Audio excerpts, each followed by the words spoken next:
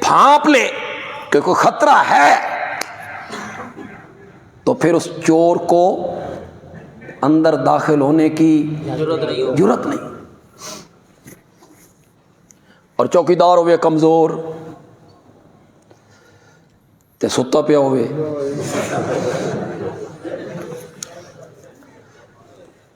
تو پھر چور کے لیے آسان ہو جائے. دروغ بر گردن راوی. یہاں کسی فیکٹری میں ایک چوکیدار رکھا گیا, اس بیچارے کی عمر تھی 75 سال, بوڑھا آدمی, وہ سارا دن پھرتا جرتا ہے, پھر تھک جاتا ہے, رات کو وہ سو گیا, عمر ایسی تھی. چور آئے, دیوار پھلانگ کے اندر داخل ہوئے, سب سے پہلے انہوں نے مکان کا, اس فیکٹری کا صفایا کیا, اور جاتے ہوئے گیٹ کھول کے چوکیدار کو آ کے جگایا, بزرگوں اسی جا رہے ہیں, دروازہ بند کر لو. وہ کمزور ہوگا تو پھر اس کا نتیجہ یہی نکلے. مجھے شہریوں کو تو پتہ نہیں, دیہاتیوں میں جو ہمارے لوگ ہیں وہ تلاش میں ہوتے ہیں کہ کوئی سستا جیا امام لبھنا چاہیے, جی تنخواہ ایڈی. وہ کہتے ہیں ہمیں کیا ضرورت ہے کسی شیخ الحدیث یا پڑھے لکھے بندے کو رکھنے کی, بس علم ترا کیفا عالم ہے. نہیں جی, عالم کی کیا ضرورت ہے, نماز پڑھان واسطے کوئی عالم دی ضرورت ہے, میرا حافظ ہی ٹھیک ہے, لیکن تنخواہ ہو 7,000 روپے لے. تو وہ سستا امام تلاش کرتے. ہمارے علاقہ چھچ میں ایک عالم صاحب مجھے کہنے لگے, مجھے ایک گاؤں کے لوگوں نے کہا کہ جی کوئی سستا جہا امام ڈھونڈ کے دیو, ساڑی گنجائش نہیں. میں بھی کہا ماتڑ جہا ایسی, میں آکھا انہوں لے جاؤ. اس نو مسجد کو نہیں سی لب دی, انہوں نے امام کو نہیں سی لب دی.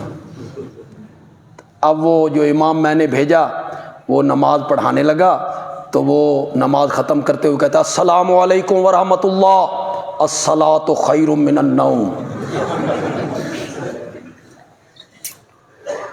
نمازیوں نے کہا جی یہ کیا؟ اس نے کہا جب میں نے دائیں طرف سلام پھیرا نا تو میں سمجھا میں نماز پڑھا رہا ہوں, اور جب بائیں طرف پھیرا نا تو میں نے سمجھا میں صبح کی اذان دے رہا ہوں. 7,000 پھر ایو جی لبنا. مولانا اشرف علی تھانوی رحمۃ اللہ علیہ نے لکھا, ایک امام صاحب تھے, انہوں نے نماز پڑھائی اور سجدہ سہو کر دی. مقتدیوں نے پیچھے سے سوچا ابھی غلطی کوئی نہیں ہوئی, فرض میں تاخیر نہیں ہوئی, واجب چھوٹا نہیں, سجدہ سہو کیوں؟ تو بعد میں مقتدیوں نے پوچھا حضرت یہ کون سا واجب رہ گیا تھا یا فرض میں تاخیر ہو گئی تھی؟ اس نے کہا نہیں میرا وضو ٹوٹ گیا سی.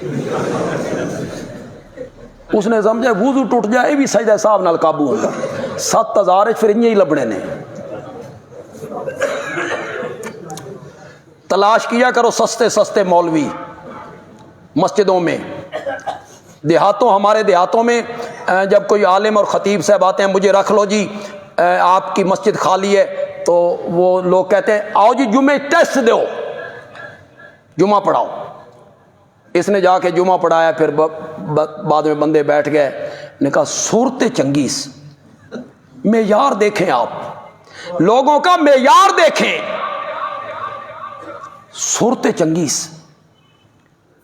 دوسرے نے کہا ہاں مخالفاں دیاں پھٹیاں بھی ٹنگیاں بھندا, چنگی مرمت کیتی سی یار. کسی نے نہیں پوچھا آپ کے پاس حدیث کی سند ہے,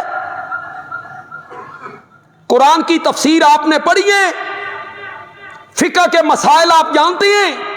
نو, اس کی کوئی ضرورت نہیں. خدا گواہ ہے کوئی فیلڈ ایسی نہیں جس میں بغیر ڈپلومے کے آپ پریکٹس کر سکیں, کوئی نہیں.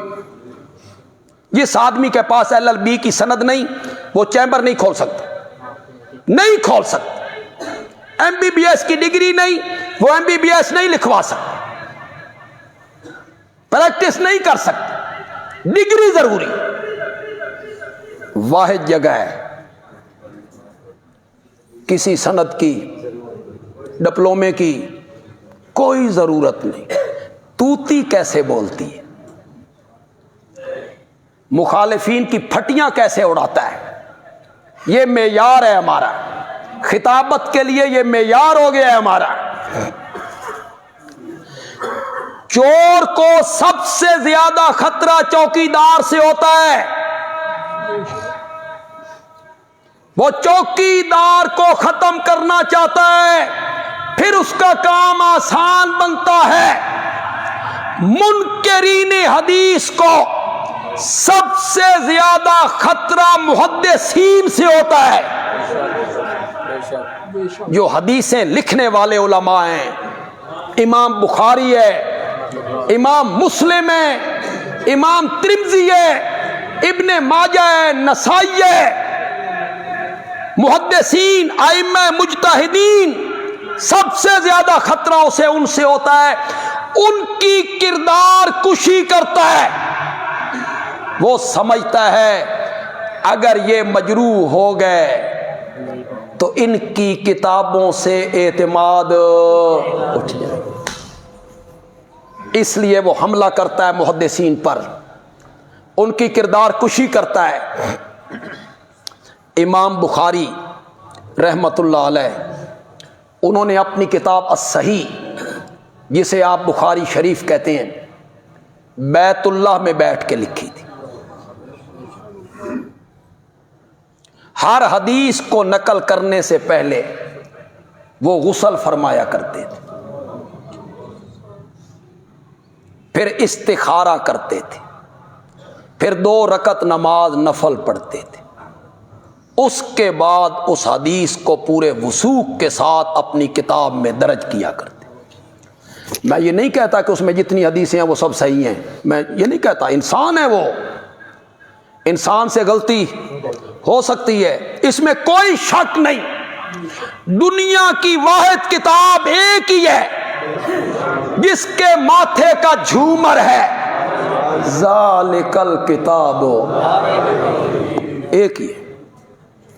باقی حدیث کی کتابیں، اللہ ان علماء پہ رحمتیں نازل فرمائے جو اسماء رجال کے علماء تھے، جرح و تعدیل کے علماء تھے۔ انہوں نے ہزاروں راویوں کی تاریخ جمع کر، میں حیران ہوتا، ہزاروں راوی، ان کا ڈیٹا